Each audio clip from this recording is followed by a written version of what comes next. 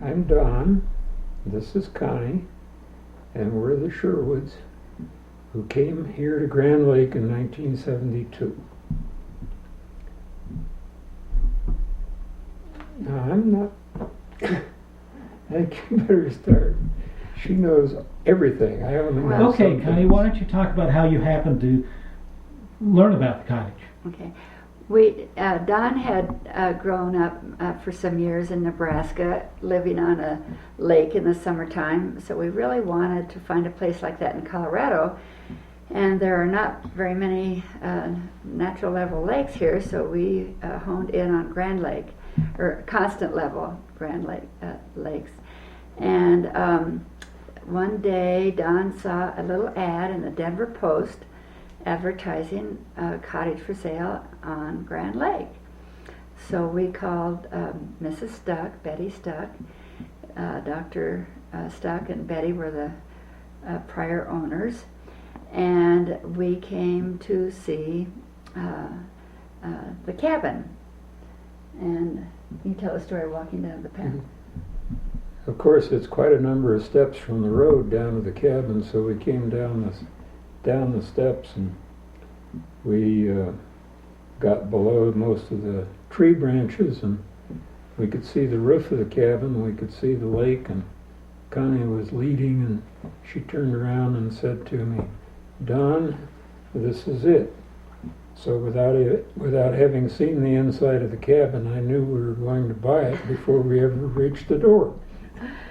It just was such a beautiful setting, and we fell in love with it immediately. And of course, when we came in, she had a fire in the fireplace, and all the heat registers were turned up, so we didn't even think about how chilly it really was in here and so forth. But we did fall in love with the cabin, and worked out. What time of year was it?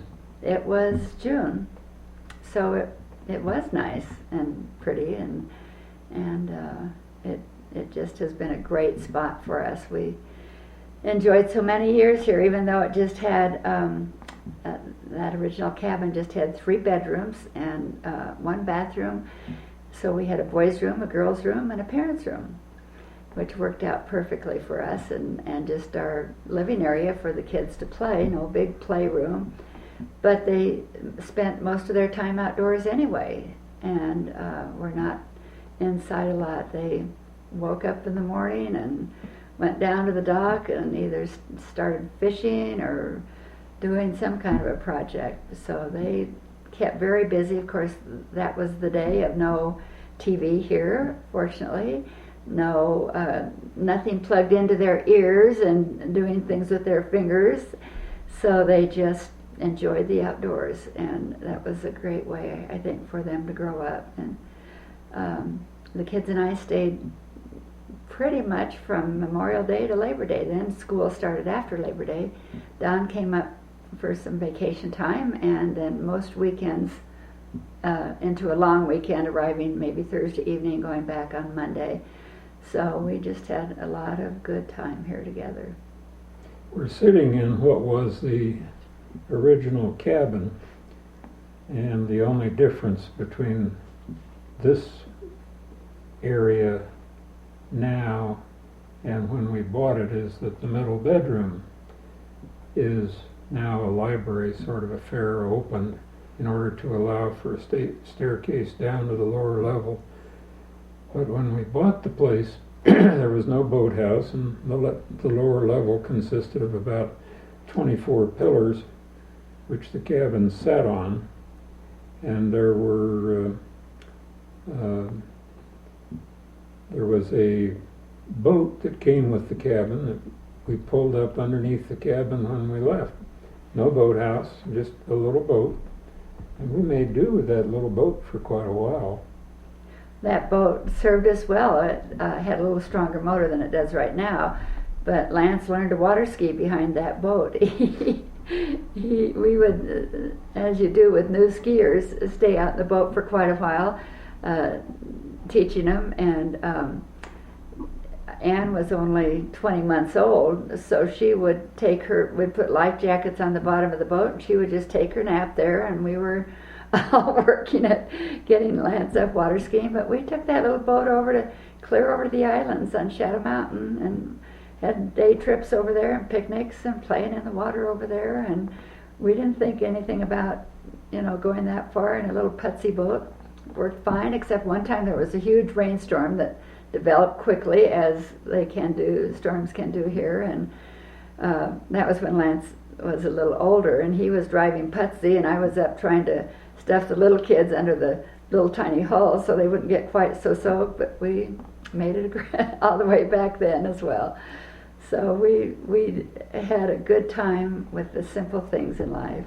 Fortunately, we had some good neighbors and good friends here we developed over the years, and the two little batty grandsons we would hear the knock at the door, but we couldn't see any heads through our door then had some glass in the upper part, and so then we always knew it must be Ryan and Todd at the door that wanted to come in and play, because they would just knock and we'd open the door and here were these two little kids coming to play. So that's a good memory of ours.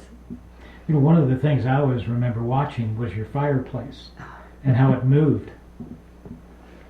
The fireplace was independent of the cabin. It was a complete stone fireplace on a concrete footing, and the problem was that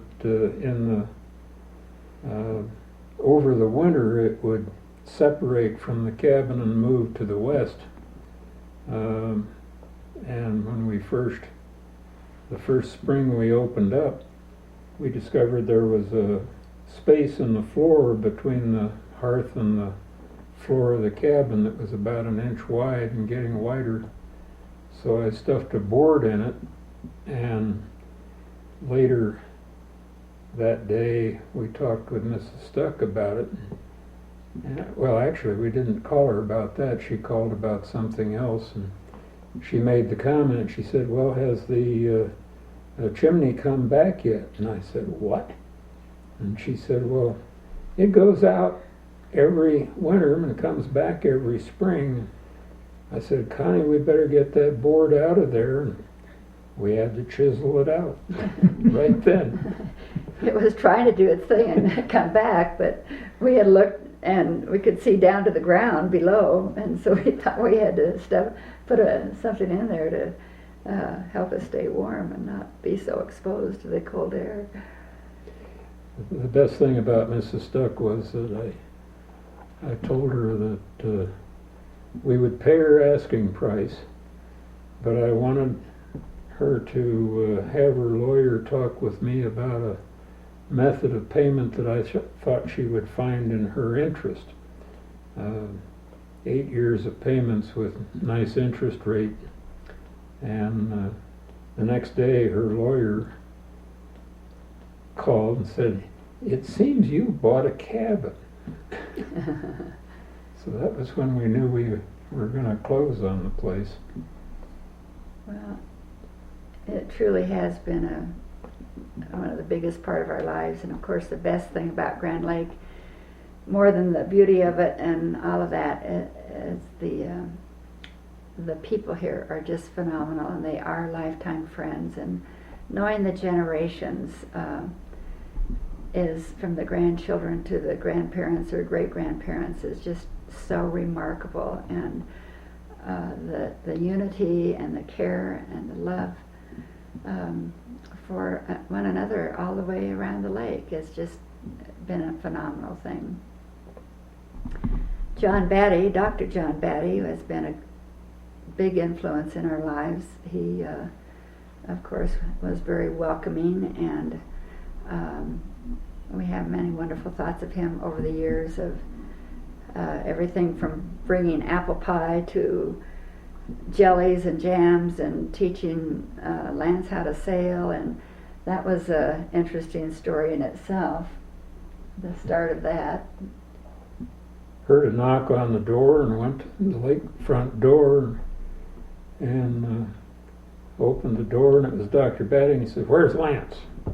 And I said, "Lance, Dr. Batty's asking about you." And Lance came out and he said, "Here's a pair of gloves, we're going sailing."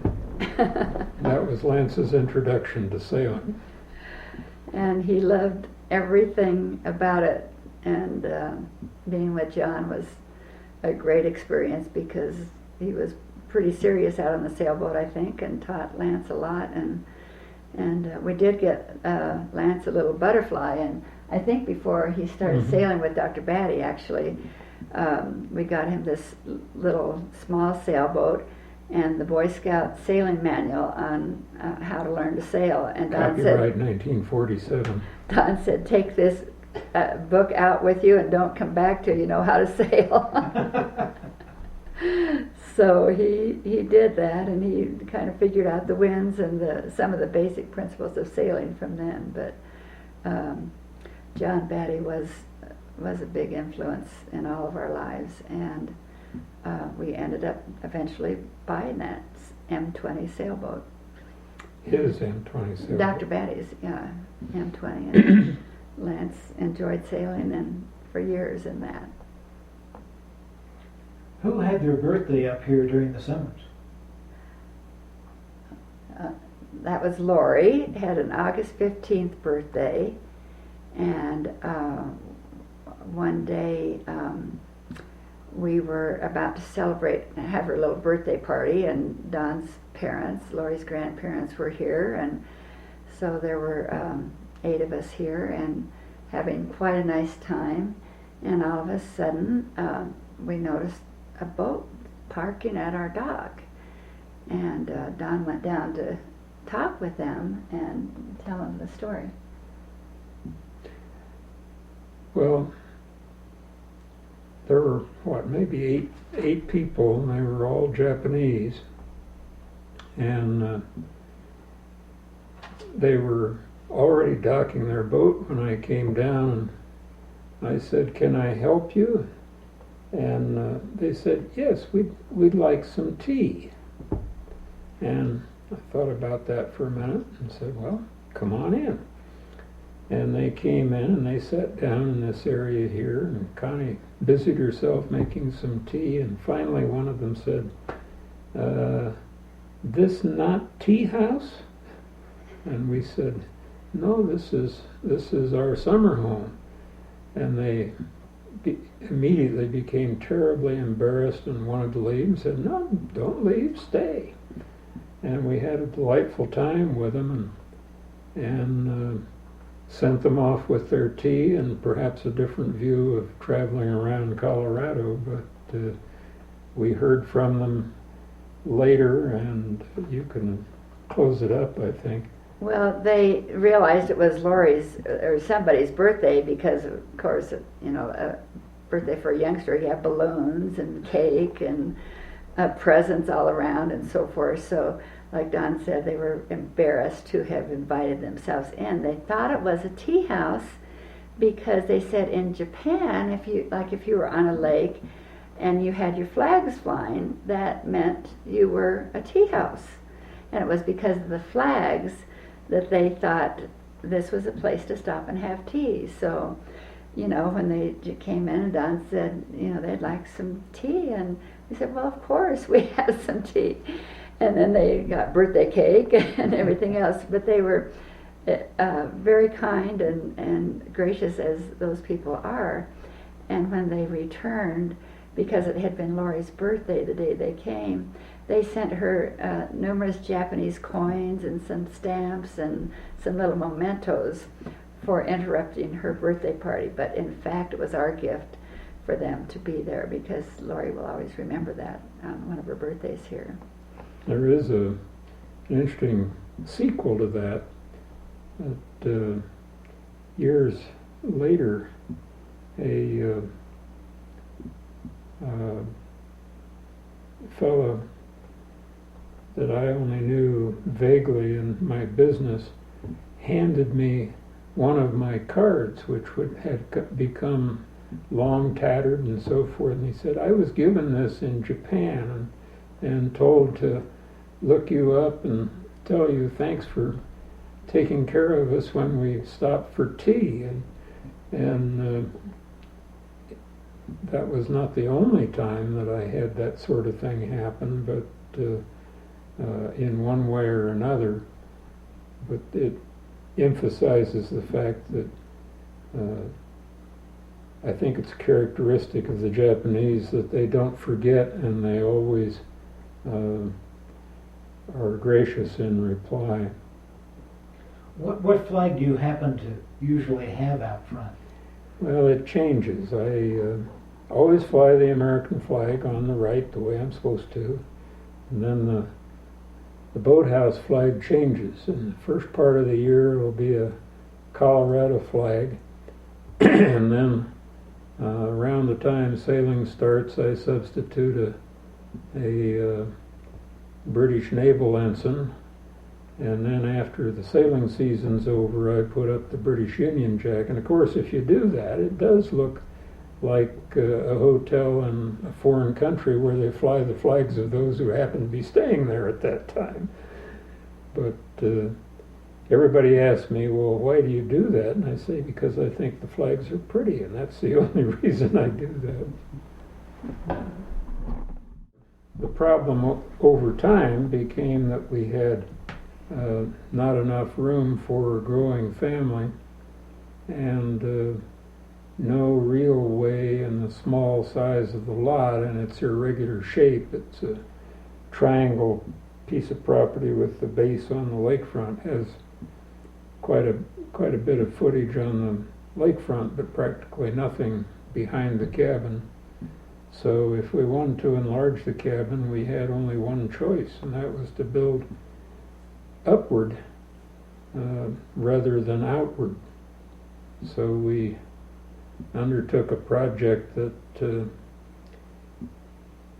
came to seem unending, where we actually had the cabin raised up about 20 feet and placed on pilings of railroad ties, while the basement that didn't exist was created, and eventually the lower floor was built, and then the cabin was replaced on top of what had just been built and became a two-story cabin instead of a one-story cabin. And the area that we used to keep the boat in was no longer available for that purpose. We had anticipated that, so we, before we commenced the cabin reconstruction, we built a boathouse. And the boathouse arrived before the revised cabin did.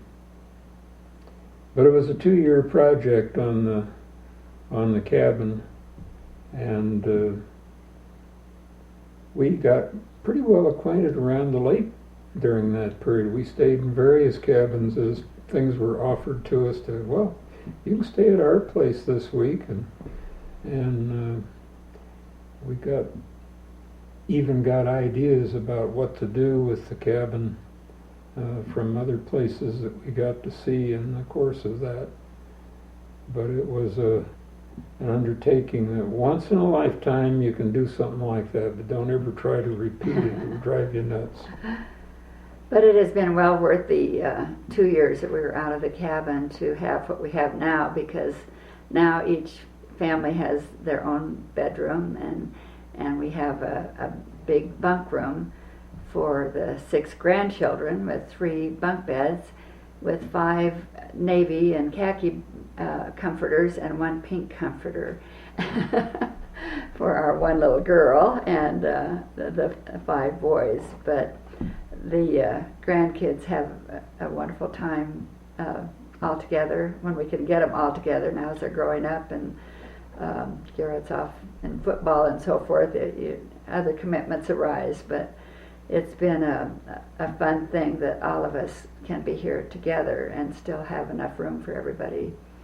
And the extension, or the walkway over to the roof of the boathouse, provides many hours of fun for the little kids on their tricycles and all of that. But mostly their big love still is just being in the water, either with a little trampoline thing or just in little rubber rafts or whatever. They growing up, Anne was our one who could, when the older kids water skied, they always wore wetsuits, but Ann could play out there all day in just a swimming suit and sitting on an inner tube and paddling around. She loved the water. Dan was always fishing.